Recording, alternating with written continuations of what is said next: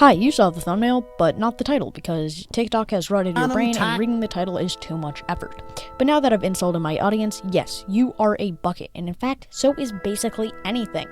Also, the part of the thumbnail that said proved with science really should have been proved with idiocy. One last thing before I actually begin, this is massively inspired by Dragoon's YouTube video, Why Literally Everything is Soup, Including You. Okay, now that I've gotten that out of the way, let's go on to the actual evidence. So in order to prove that basically anything is a bucket, let's look at the definition. So let me just Google that. Okay. So the definition is a roughly cylindrical open container, typically made of metal or plastic with a handle used to hold and carry liquids or other material.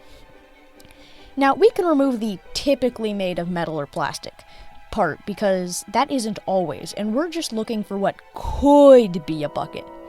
Alright, our new definition is a roughly cylindrical open container with a handle used to hold and carry liquids or other materials. The next part we can remove is the used to hold and carry liquids or other material, because the definition for material is the matter from which a thing is or can be made. And since atoms make up everything, basically anything is atoms. Therefore, anything is a material, and we can remove that section of the definition. The current definition is a roughly cylindrical open container with a handle. That's already pretty vague, but we can go further. Let's remove with a handle, because basically everyone can agree that if a handle breaks off a bucket, it is still a bucket. So our current definition is a roughly cylindrical open container. Well, you know the drill by now. We're removing roughly cylindrical. What's my reasoning? Well, here's an octagon. And this is roughly cylindrical. Now I'm going to start removing the number of sides. Heptagon, hexagon, pentagon, square, and finally triangle.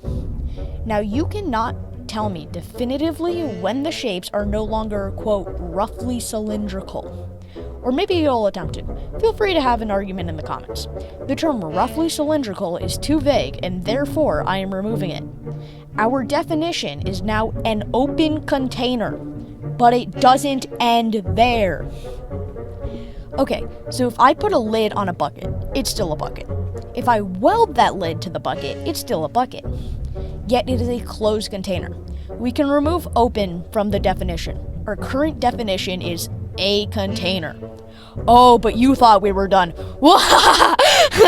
Oh no, we've only just begun. But first, let's get rid of basically the entire definition. If I fill a bucket up with a material, that is obviously a bucket. But if I fill up that bucket with a material that is airtight, and there is no space between the bucket and the material, it is still a bucket. But now the bucket is just a solid object. And any object is a bucket. But something's missing. So far, only objects are buckets. But ideas like sadness and non-object things like warmth aren't buckets. But there's nothing we can unfortunately do about that. Psych! You thought I would end this video not making literally everything part of the bucket empire. You clearly underestimate my love for buckets. Happiness and heat are chemicals, or produce chemicals, or a byproduct of chemicals, and chemicals have some mass, and by extension, are objects. Literally everything is a bucket.